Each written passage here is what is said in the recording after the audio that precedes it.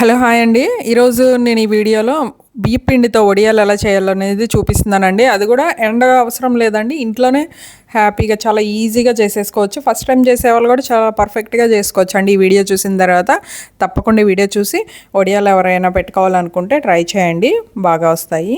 ఇప్పుడు బియ్యం పిండిని ఉడికించుకోవాలి కదండి, అందుకోసం ఒక మందంగా ఉన్న ఒక పాత్రను ఏదైనా తీసుకోండి. కొంచెం మందంగా ఉంటే ఏంటంటే మనకి అడుగు అంటకుండా మాడకుండా ఉంటుందన్నమాట.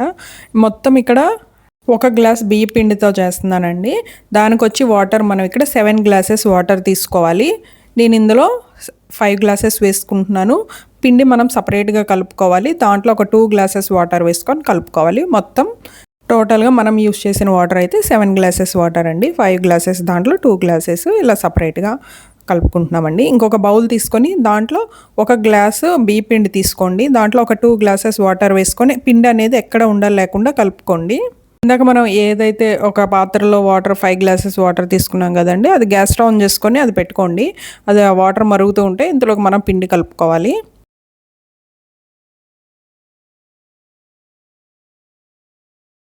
కలుపుకొని పక్కన ఉంచుకోండి. ఇప్పుడు ఇవి మరుగుతున్న వాటర్లో సాల్ట్ వేసుకోవాలండి. సాల్ట్ జాగ్రత్తగా వేసుకోవాలి, ఉప్పుగా ఉండకూడదు మనకి వాటర్ అనేది. అంటే కొంచెం సాల్ట్ తక్కువే ఉండాలి, ఎందుకంటే వడియాలు ఎండిన తర్వాత మనకి ఉప్పుగా ఉంటాయి కాబట్టి చూసుకొని వేసుకోండి తగినంత.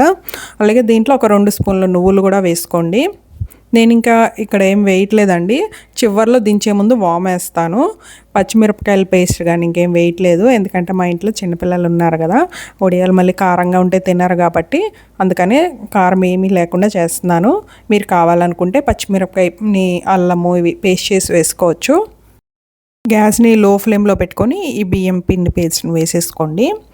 వేసుకొని కలుపుకుంటూ ఉండండి, ఉండలు కట్టకుండా ఉంటుంది. గ్యాస్ని మీడియం ఫ్లేమ్లో పెట్టుకొని ఇది దగ్గరికి ఉడికేంత వరకు ఉడికించుకోవాలి. వాము చివర్లో వేస్తున్నానండి, ఎందుకంటే వడియాలు అనేవి మనకి రంగు మారకుండా ఉంటాయి చివర్లో దించే ముందు వేసుకుంటే. ఈ బియ్యపిండి వడియాలు ఒక్క బియ్యపిండితోనే కాకుండా మనం బియ్యం రవ్వతో చేసుకోవచ్చు, బియ్యం నానబెట్టి కూడా చేసుకోవచ్చు అండి. ఎలా చేసుకున్నా చాలా పర్ఫెక్ట్గా వస్తాయి.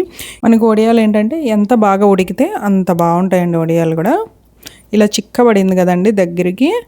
ఇప్పుడు దీంట్లో ఒక స్పూను వాము వేసుకోండి. వేసుకొని ఒకసారి కలిపేసుకొని గ్యాస్ స్టవ్ని ఆఫ్ చేసేసుకోండి. చల్లారనివ్వండి. వేడిది మన వడియాలు పెట్టాల్సిన అవసరం లేదు, కొంచెం చల్లారిన తర్వాతే వడియాలు పెట్టుకోవచ్చు.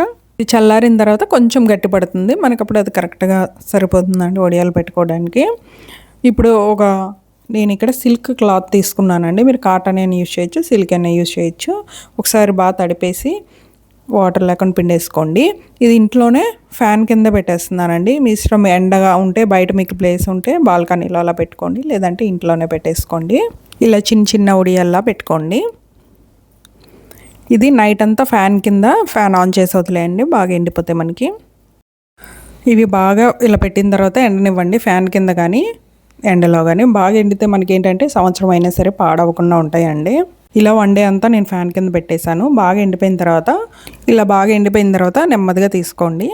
ఒకవేళ రాకపోతే వెనకాల కొద్దిగా వాటర్తో తడిపి తీసుకోండి. ఇలా అన్నీ తీసేసిన తర్వాత 1 గంట 2 గంటలు కానీ ఇలా పళ్ళెంలో వేసుకొని ఒకసారి ఎండలో పెట్టుకోండి. అప్పుడు మనకి ఏంటంటే పురుగు కానీ అస్సలు పాడవకుండా సంవత్సరం అయినా సరే ఇలాగే ఉంటాయండి. ఇప్పుడు కొన్ని వేపి చూపిస్తాను చూడండి. ఆయిల్ బాగా వేడిగా ఉన్నప్పుడు వేసుకోండి. చూసారు కదా, చాలా పర్ఫెక్ట్గా బియ్యం పిండితో వడియాలు చాలా ఈజీగా రెడీ అయిపోయినాయి కదండి. టేస్ట్ చాలా బాగుంటాయండి, తప్పకుండా ట్రై చేయండి. ట్రై చేసి ఎలా వచ్చిందనేది కూడా నాకు కమెంట్ చేయండి. నచ్చినట్టయితే కనుక లైక్ చేయండి. నా ఛానల్ని సబ్స్క్రైబ్ చేసుకోకపోతే సబ్స్క్రైబ్ చేసుకోండి. బాయ్.